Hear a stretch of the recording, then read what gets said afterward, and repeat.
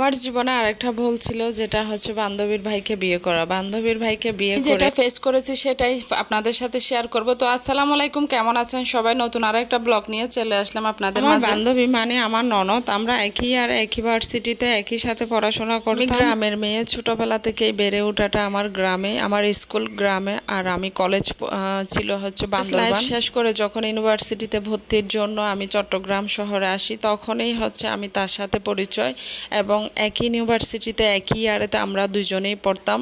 তা ওই সুবাদেই তার পরিবারের সাথে আমার পরিচয় এবং তাদের সাথে পরিচয়। অপরের ঘটনাগুলো সবাই কম বেশি আমরা জানি, কারণ আমি শেয়ার করেছি রায়হানের বাবা অসুস্থতা এবং রায়হানের বাবা চলে যাওয়ার পরে আমি আমার শ্বশুর বাড়িতে অবস্থান করি, এবং মেয়েদের নাকি স্বামী মারা যাওয়ার পরে মানে বাপের বাড়িতে আসতে হয়। যদিও আমি সেটা 3 মাস পরে বাবার বাড়ি থেকে আমাকে আনতে যাই, তখন তারা আমাকে আসতে দিবে না, এবং আমার ছোট্ট 8 মাসের বয়সের রায়হানকে তারা অনেক জায়গায় নিয়ে লুকিয়ে রাখে, অনেক মানুষের কাছে অনেকটা দত্তক দিয়ে দেওয়ার মতোই করে। আমরা প্রশাসনের সাহায্য নিই, এবং সাহায্য নেওয়ার পরে আমি আমার বাবার বাড়িতে আসতে পারি। অনেক লম্বা একটা ইতিহাস, সেটা আমি এখন নাই বলে অন্য একদিন বলবো। যেটা আমি বলতে চাচ্ছি, আমি তো চলে আসি। বাড়িতে এসে কিছুদিন হওয়ার পরে আমার শ্বশুর বারবার বলে যে আমি ওখানে চলে যেতাম, মানে শ্বশুর বাড়িতে। তো আমি বলি যে হ্যাঁ যাবো, আমি কিছুদিন বাবার বাড়িতে থাকি, আর পরে আমি শ্বশুর বাড়িতে আসবো। আমি একটা কথা স্কিপ হয়ে গেছে, সেটা হচ্ছে আমি যখন শ্বশুর বাড়ি থেকে বাবার বাড়িতে আসতেছি, তখন আমার ননদের প্ররোচনা এবং বুদ্ধিতে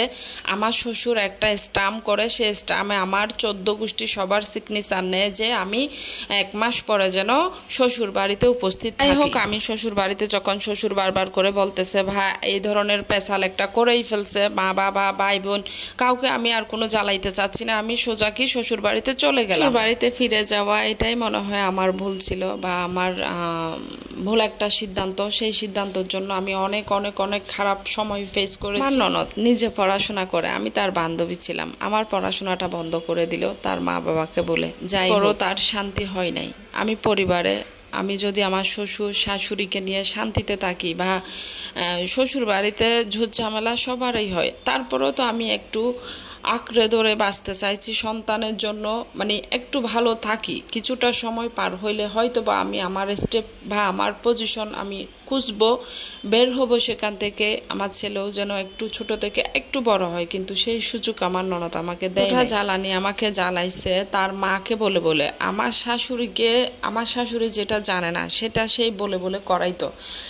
এতটা পাশবিক অত্যাচার, মানসিক এবং শারীরিক, যেটা আমি আসলে এইখানে বললে এটা যে ফেস করছে সেই ছাড়া সেকেন্ড কোনো পার্সন বলতে পারবে না। কাজগুলা করেছি কারো আইডিয়াও নাই এই কাজগুলা সম্পর্কে। গরুর দুধ দোয়া থেকে শুরু করে, গরুর গোবর ফেলা থেকে শুরু করে, লাকড়ি আছে না, লাকড়ি মানে ফালাই করা থেকে শুরু করে, শ্বশুর বাড়িতে এমন কোনো কাজ নাই যে কাজটা আমাকে দিয়ে করা হয়। আমার শ্বশুর সব সময় একটু হলেও প্রতিবাদ করতো যে আমাদের বাড়িতে এত কাজের মানুষ, এত এদেরকে দিয়ে এগুলা করা, ওকে দিয়ে কেন এগুলা করাতে হবে, ও আমাদের ছেলের বউ। যাই হোক, উনি আজকে নেই।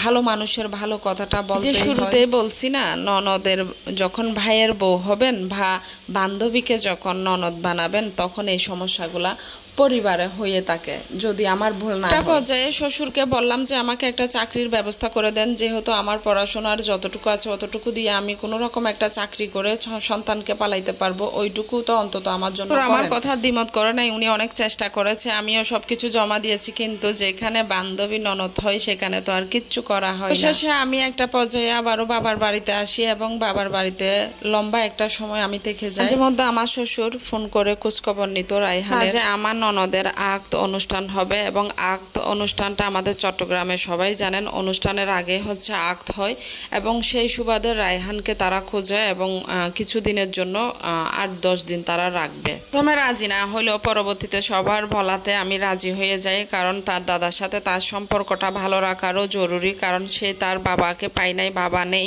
তাহলে তার একটা ফিউচার আছে, তো দাদার সাথে তো অবশ্যই সম্পর্ক ভালো রাখতে হবে। আমি বাচ্চাকে দিলাম, এবং বাচ্চাকে নিয়ে গিয়ে আমার ননদ যেই কাহিনীটা আমার সাথে করে সেটাই এখন বলবো। আমার রায়হান যখন আমার সাথে কথা বলতো, তখন বলতো যে তোমাকে খাবার দিব না। আমার ননদ তখন বলতো যে তোমাকে খেলনা দিব না। তোমাকে ওইটা দিব না, সেটা দিব না, যদি তুমি তোমার মার সাথে কথা বলো। হয়তো বা আমার ননদ ভিডিওটা দেখবে, বা অনেকেই আমার ননদের পক্ষের মানুষ হয়ে বলবেন যে আপনি কথাগুলা বানিয়ে বলতেছেন। এগুলো আমার মুখের কথা না, এগুলো আমার ছেলের থেকে আমি শোনা। আমার ছেলে যথেষ্ট বুদ্ধি ছিল। ইনশাল্লাহ কিছু বাচ্চা আছে অনেক ছোটবেলার কথাও কিন্তু মনে রেখে যায়, গেঁথে যায়। আমার ছেলে ওরকমই, তখন তারা যা যা করছে সব আমার ছেলের মনে আছে। এটার সময় আমার এই ছোট্ট বাচ্চাটাকে তারা মেন্টালি টর্চার করতো, যদি তোমার মাকে চাও আমাদেরকে পাবা না। ছোট্ট একটা বাচ্চাকে ওই সময় সেই যে এত টর্চার করছে, আজকে সেও মা হয়েছে, 2 সন্তানের মা। কারো সন্তান নিয়ে কথা বলবো না আমি, না এখন না, সেটা আমি ছোটবেলা থেকে, আমি অনেক ছোট বাচ্চা প্রিয় মানুষ। আমি এখনো আমাদের বাড়িতে যতগুলা ছোট বাচ্চা আছে সবাই আমার চারপাশে এসে ঘিরে ধরে, আমার সাথে বসে থাকে, আমার সাথে টাইম স্পেন্ড করে। কেন? কারণ আমি ছোটবেলা থেকে আমি বাচ্চা প্রিয়। যার কথা বলছি আমার ননদ, সেই ননদের বাচ্চা দুটোও আমার জন্য পাগল। আমার অনেক ভিডিও হয়তো বা আপনারা দেখেছেন। এগুলোর জন্য আমার কখনো অভিযোগ নেই, কারণ আল্লাহ আমাকে আছে অনেক অনেক অনেক গুণ বেশি দিয়েছে, আলহামদুলিল্লাহ। আমি এখন যেই পজিশনে আছি, ও আমার পজিশনে জীবনও আসতে পারবে। আমাকে গ্রাজুয়েশন করতে দেয় নাই, সেই তো করেছে, কিন্তু বেলা শেষে সেই গ্রাজুয়েশন করে কি করতেছে? কিছু করতে পারছে? বসে বসে এতিমের সম্পদ, মানে আমার শ্বশুরের সম্পদ, মানে রাইহানের যে এতিম সন্তানের সম্পদ, ওগুলা খাচ্ছে, আর হাজব্যান্ডের টাকায় চলতেছে। কই, এত শিক্ষিত হইছো, আমাকে পড়ালেখা ব্রেকআপ করাইছো, তুমি করছো, কি করতে পারছো তুমি? আজকে বেলা শেষে ননদ আমার আমাকেই ফলো করে এবং আমার মতো করেই লাইভ করে, ভিডিও করে।